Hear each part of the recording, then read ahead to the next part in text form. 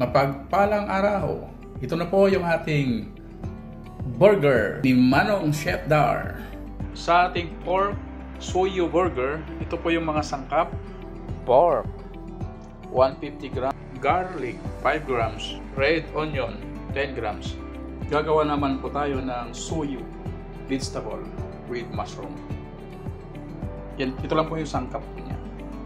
Yung ating version sa soyo. Soya sauce, then nilagyan ko lang po ng sesame oil, 5 grams. 10 grams yung soya.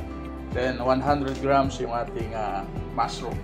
Ito yung ating additional toppings sa pork soyo burger po natin. Ito na po. Susutin na po natin yung ating soyo vegetable mushroom para sa ating toppings sa ating burger. Tatlong different patties ang ating gagawin o tatlong different na burger ang ating gagawin sa ngayon. Lulutuin po natin yung ating ginawang pork patties. Pinitin lang po natin ng tama yung ating gagamitin sa ating pagluluto sa patties. I-press lang po natin kasing sukat ng ating bread. Ito po yung homemade burger. Maaari po nating maging maaari ninyo kung maging business.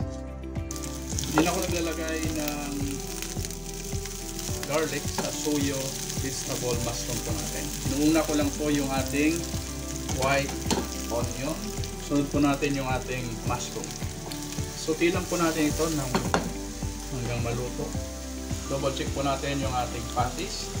Sa ating paggamit sa ganitong gamit ay hindi po dumidikit dahil dun sa aking technique. Wala pong dikit po ito. Yung ating soyo vegetable mushroom, inigri-grill ko din po bago po isahog dun sa mushroom. Yung ating patties po ay luto na. Ating mushroom na isinote sa oil, lalagyan din po natin ng 5 grams sesame white seed. Kung naamoy na po ninyo yung aroma ng red bell pepper ay malapit na paluto. Ito yung ating pan-toppings sa ating pork patties. So, ilagay na po natin dun sa ating mushroom. Ilagay ko na po yung ating soya with sesame oil. Ito na po yung ating soyo vegetable mushroom. Gumawa nga pala ako ng hot mayo. Ito po yung ating pan-toppings sa ating burger. Ang sukat nito o dami, nasa 200 grams yung ating ketchup at nasa 100 grams yung ating mayo. Okay, ito na po yung ating paggawa ng ating burger. Unahin po natin yung pork soyo burger. Lagyan po natin ng hot mayo.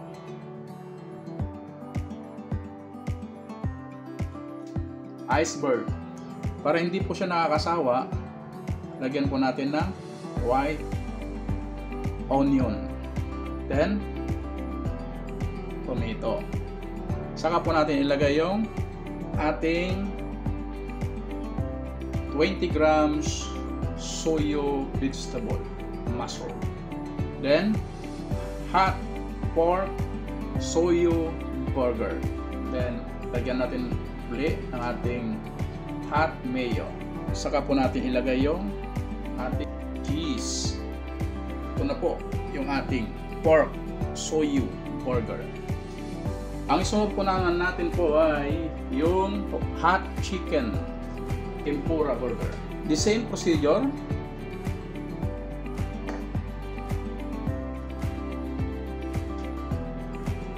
Yung chicken tempura po natin, nilalagyan po natin ng cucumber.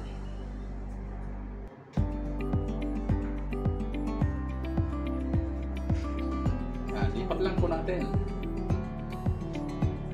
kung sa ating lalagyan.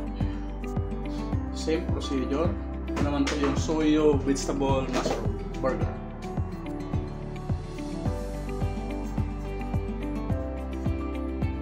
Ito po yung Soyo Vegetable Mushroom Burger. And yung ating cheese. Tomato.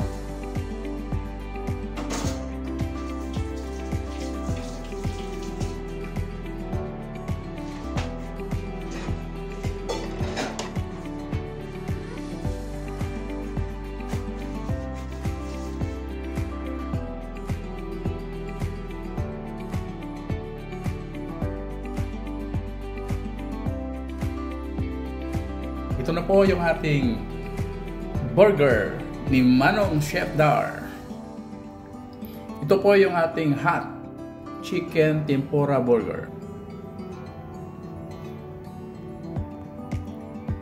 Ito naman po yung pork soyo burger. Ito naman po yung soyo vegetable burger.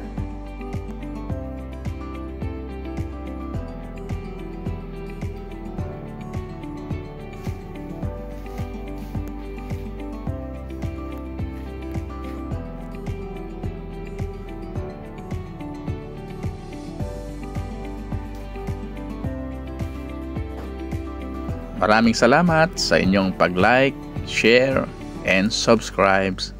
God bless.